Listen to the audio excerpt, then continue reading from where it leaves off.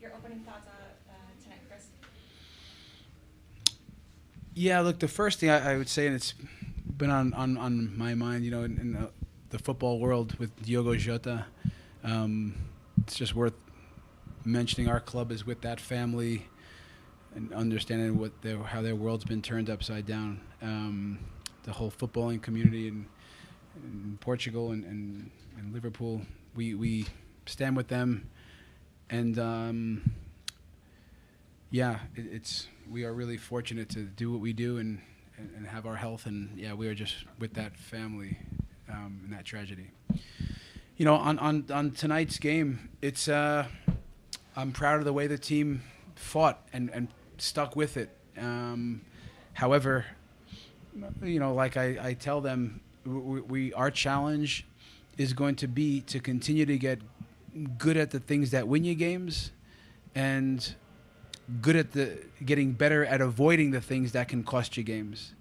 And sometimes it's last game you can say it's a penalty late in the 86th minute. Tonight it's an early goal that we gift Kansas City, and the goals, bring some. It just makes it makes it more difficult. The other team grows a bit; they can waste more time, as every team comes in our building and they just completely waste time, and that's frustrating, but it's a reality we have to face as we try to put teams in fast games. So, again, trying to avoid these types of little mishaps, I think, is a big thing. We miss a penalty on the night that hurts you in trying to get the result. But if we're being honest, the big takeaway for me is the way the team pushed and stuck with it and created chances and had discipline, and just in a mature way, we actually pushed and pushed. We created lots of chances, probably a high XG. I didn't look at it yet. And on the night, it didn't feel like we conceded a whole lot. So in terms of the victory, it's not ours tonight. But, I think these things we're going to keep learning from these games. But the overall performance is something we can probably feel good about. Braden Nurse would never post. You mentioned the chance creation tonight. Georgie hits the post twice. Postgame had a few good saves, but 25 shots on the night. Just what can be better offensively, and once you get those chances to finish them off? Well, look, when teams sit deep, it's very difficult, right, to create chances and to find the spaces when there is not a lot. So I think it really is. We talk a lot about start doing, stop doing, continue doing things. This is a continue to do.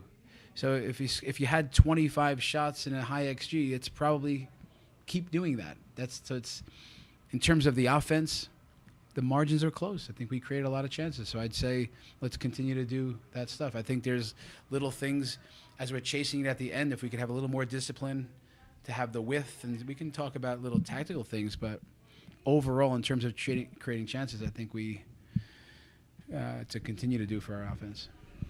Matt Pollard, Burgundy Wave. Chris, a couple big mistakes in recent games. If you talk about the Sam Vine's own goal, obviously the pass from Nico tonight.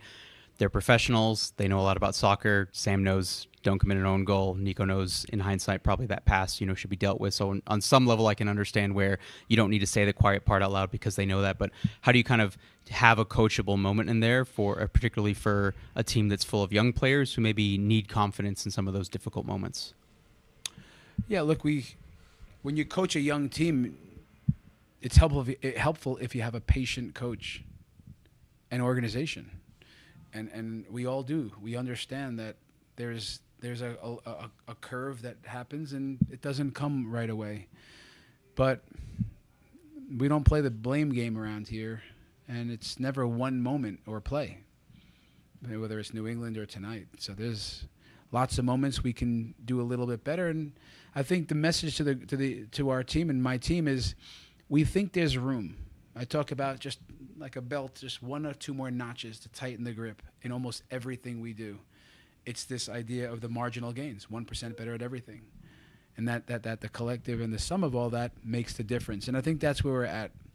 But there is this thing about not giving away games. We know that most games are lost, not won. So we have to get better at not giving it away. And I think that's maybe an example tonight, but again, the big takeaway is for me on a very special night, 4th of July. Our fans came out big. We wanted to give them a little more to cheer about. I think they saw a team that played proactive football. In many ways, we stuck to ourselves. And I think, again, a little more intensity, a little more sprinting, a little bit more controlling moments and being sharper in moments. It's going to come. It's there for us. It's there for us. Chris, Matthew Wick from Pitcast. We've seen a pretty easy recipe for teams to get up a goal on the Rapids and then sit back and let the Rapids create all they want, but we've not seen the team be able to surmount that deficit yet. How do we get over that hill? The key word that you said there is yet. Again, on another night, maybe you score 4 or 5 tonight. I think you do. Again, it's how do you overcome it? Well, we score a penalty, we miss a penalty, we hit the post, so we say hit it a little more this way. It's just in the margins. The key for us is to get better at who we are in all phases of the game, from in possession, transition moments, direct play tonight. They get a goal from just a little scramble. And again, we're a team that relies on a style of play that's very clear and distinct. So there's room there.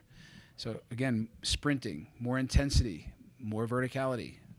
That team didn't try to play through us tonight. They didn't. So it's, but you got to give them credit. They came here and got the result. So yeah, the way we get it is to stick with it and be better at who we are, and then ultimately, each box is where it's determined. We got to get better in each box, especially just not give it away.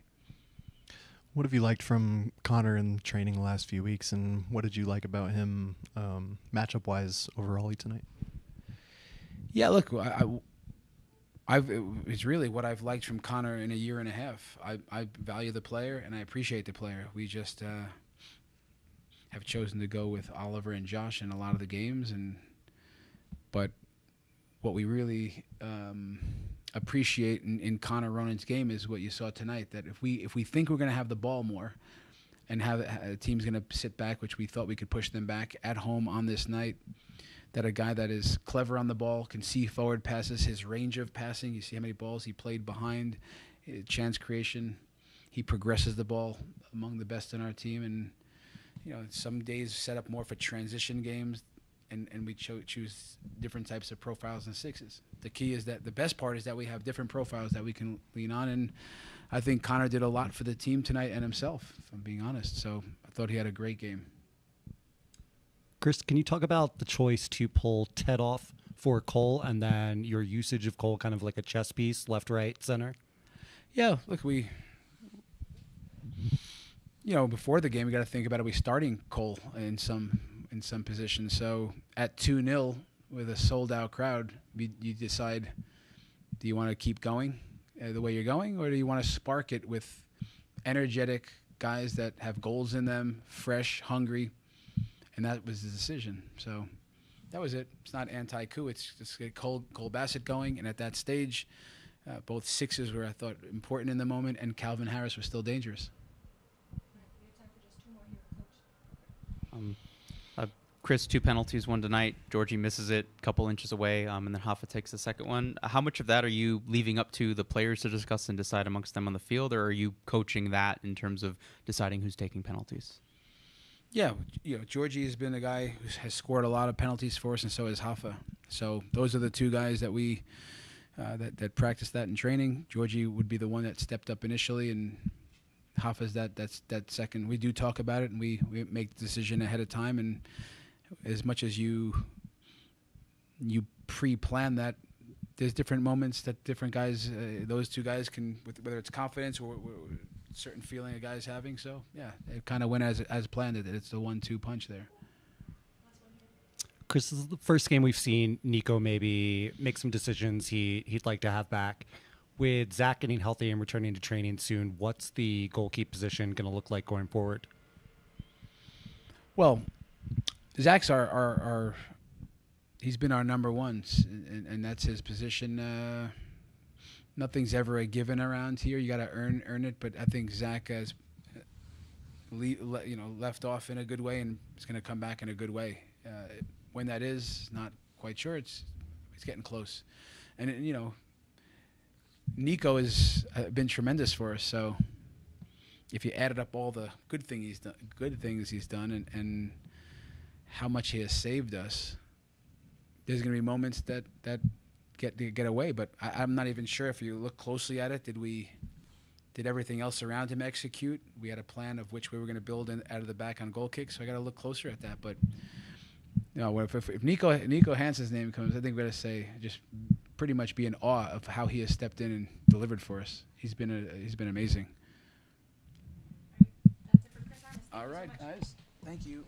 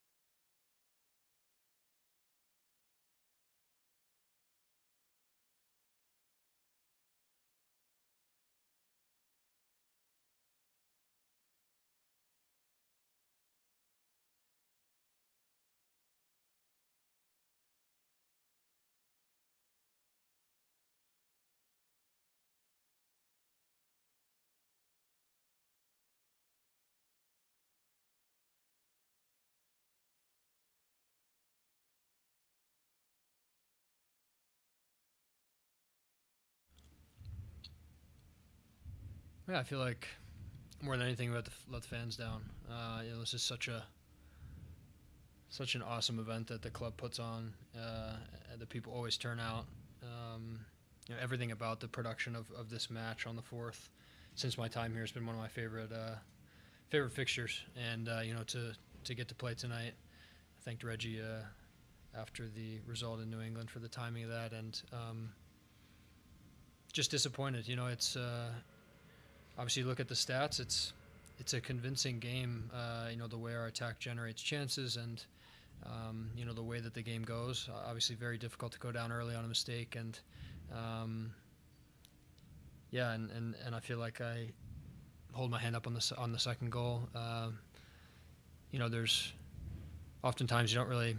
I don't like when guys after the game will kind of just say, "Hey, this was my fault," or "This was my fault." But that play I felt on the second goal that came down to kind of just being stronger and putting in more of a challenge on that first long ball, and I think that's more frustrating sometimes than a team picking you apart and having really nice play and showing real quality. So that combined with obviously only allowing, I don't know what it was, I think I've heard 4 shots on the night. It's unfortunate the sport can be cruel sometimes, and the stats don't tell the full story, but the message in that locker room is we keep playing games like that, we're going to come out on the right side of the results, and tonight was not one of those, unfortunately. Matt Pollard, Burgundy Wave. Happy 4th, Keegan. Keegan, a couple big mistakes in the game. Sam with the own goal, Nico with the back pass. Georgie, if he puts that penalty, probably 3 inches to the other side, it's probably in. As a veteran, as a captain, how can you kind of coach in these moments to where, as you said, the team's really close, but maybe it feels so far away for some of the younger guys? Yeah, I think we believe it or not, proved it tonight. A really early mistake, and we concede in a way that obviously no one expected. And that first half looked, I thought, like ourselves. I thought we pushed the game. I thought we generated a lot of chances. I thought we should have scored a couple. At the end of the half, Georgia hits a deflection post straight across the goal, and we have a couple of these moments tonight that's like, it's not falling our way. So I was really proud of that. We can see the second goal. We continue to push. It didn't really look like those mistakes, those moments in the match affected our mindset, and I think that that's what you want. That's as leaders, as people that are trying to push the team in the right direction. I can't ask for much more. Obviously, again, the result and the moments to change the game, of course, but I was happy with that. Brandon Nurse with the Denver Post. Last week you mentioned that you're relishing being kind of that role model of guys being up and down, in and out of the lineup. You get the start tonight. Jackson gets the start tonight. He's kind of been one of those guys as well this season. Just what are you seeing in him, and as a young player and someone who's been in and out? Yeah, I think he's done really well with the opportunities this year. I think him and Yappy, I've said, have looked so much more mature in their performances and well-rounded. It's not just young guys using their athleticism to kind of make plays at certain times. I think they have a head on their shoulders. I think they're making the right decisions at times. I think they're challenging the guys in front of them to play, and that's that's how teams push each other. That's how teams that depth is important, especially when you get into these other competitions and the Leagues Cup coming up and things like that. The match congestion that we'll have in the next couple weeks with the midweek matches, and I thought he was good again tonight. You forget how young these guys are sometimes. I know I do in the way that I interact with them. I'm not really even thinking about their age sometimes, and maybe to a fault. But that's a special thing about sports is you can kind of, have a collection of 18 to 35-year-olds, and everybody's got the same common goal. So that's what's fun about it. But yeah, I think the young guys have. Hopefully we help them with the leadership and by example, but I think they've got great heads on their shoulders, and I think they push themselves. They're self-motivated, and I've been proud and happy for them to see the progress. Keegan, this was a stretch of 3 games with teams at or below the Rapids on the table, and you're about to go into a gauntlet of 3 teams above. What are you going to tell as the veteran leadership in this locker room, the rest of the locker room, to get prepared for this, to get results? Yeah, I mean, you're not lying. It's a difficult stretch of games, away to LAFC, home to Vancouver, away to Seattle. Even the games we had just played, the Galaxy match at home, of course, looks like we have to win that game. You get a weather delay, you get not many people in the stands, you get some factors that are up against that are difficult, and I think we come out and show a really good, mature, professional performance. Man, the last two hurt. In New England is a tough one to swallow, and tonight was just, like I explained with kind of my opening statement, it's really difficult to feel like you're pushing the match and just not getting the game-changing moments to get the result. As far as messaging and the way we approach this stretch, I think, not to be cliche, but we gotta focus on one at a time. LAFC has been a really difficult place for us to play. I think the last time we went there, I think we were really happy with the first half. I think we conceded late in the first half, and then the second half is, I think we're chasing, and it gets, lack of a better term, ugly, as sometimes it does there. But I thought the way that we approached that match last time, it looked and felt much more competitive, and so I like our ideas going into that, and then from there, it's not even really worth thinking about the next ones. We gotta see what that match looks like. We gotta see what the rotation looks like, how guys recover. The travel and the recovery is really challenging, especially from the Wednesday to Saturday with one less day.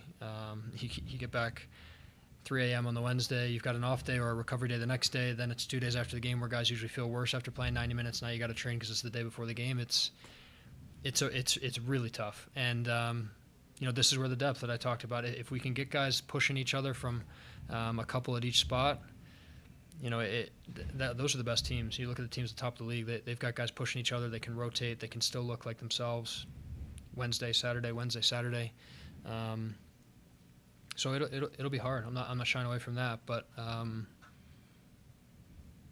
yeah, it'll be good for us. It'll be a good challenge.